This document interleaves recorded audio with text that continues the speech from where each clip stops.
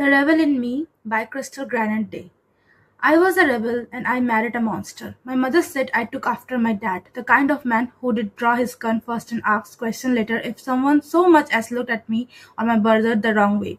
When Jimmy's first left me once again with a black eye, I didn't call my 30-year-old bodybuilder brother. I called my 60-year-old father, the one with the Santa Claus beard, minus the belly. Headlights paced through the rain and washed over the living room walls. I couldn't see the car, but I knew it was him. My shoulders dropped, not from relief, but from knowing that would follow. Jimmy saw then too. He grabbed my hair and dragged me away from the window. My scalp burned as he forced me to my knees. Be silent, he spat. Saliva raining dots on my face. His breath reeked of whiskey. I nodded carefully. Afraid the edge of the blade pressed into my throat would open my skin. Then the banging started, hard, furious. My name? Jimmy's name. Roared through the door. Jimmy's didn't budge. He pressed harder on my neck. Jimmy, I said. His name, plea on my lips. You are hurting me. Shut the fuck up. He banged my head against the edge of the couch and warned me not to move. A dizziness overtook me and my body slacked against the couch edge. In front of me, Jimmy paced back and forth, kicking the clothes scattered on the floor in his wake. His pupils were dilated, his wife beater drenched in sweat, and his hair stuck on his forehead. Outside, the banging had stopped. You think you can leave me, huh? Tapping the palms of his hand against his temple. He stopped, put the knife in his pocket, and retrieved a gun from the back of his pants. My eyes bulged and my teeth clattered. He spun the cylinder once and the mechanism whirled, haunting the moment. His gaze searched the room and landed on the suitcase. He aimed at it and shot. I put both my hands on my ears and screamed. The banging of the door started again. Lauren! Jimmy! Open the door! I'm gonna kill you! Jimmy let out a boisterous laugh. I'm okay, Dad, I shouted. He pointed a gun at me. Hey, what did I tell you? Shut up.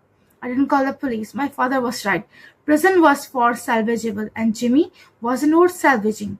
The extent of his rage might make anybody want to kill him. The broken bones, the purple bruises, the tyranny of his rage. I tried to remember how I got there. At what point did a man putting his hand on me become acceptable? Somewhere between high school and the 5 years of marriage, I stopped existing. The first time it happened, I was paralyzed with disbelief. I came from my parents late. We didn't have a car, and my dad had dropped me off. When I come to the door, the yelling started. The rebel in me yelled back. Before I knew it, he slapped me across my face. One slap became many slaps. Many slaps turned into punches to broken bones. Before I knew it, years has passed and that there we were. Even if my mother liked to tease me about being a rebel like my dad, where was that rebel now that I needed it? The rain plopped on the windows, lighting raised thunder, illuminating the driveway. Several headlights came through the windows. Jimmy rose from his chair and grabbed the gun. He peeked outside the window. Your uncles are here. Relief. Soon I will be free. A loud bang sounded on the door, shaking it. Oh, they bought a battering ram. Jimmy grabbed my hair again. I told a hold of his hand and on my hair and kicked him in the stomach with my knee. He grunted and hit me with the barrel of the gun. A warm liquid trickled down my face. Its metallic smell overwhelmed my nostrils. I was about to slip into unconsciousness when the door gave.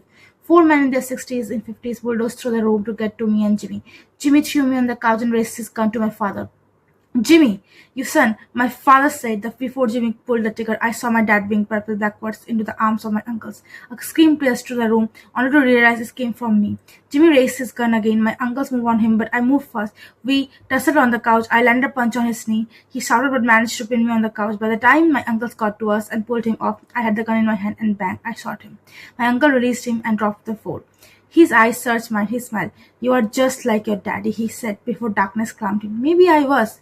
Or maybe that's what freedom cost, and I'm free now.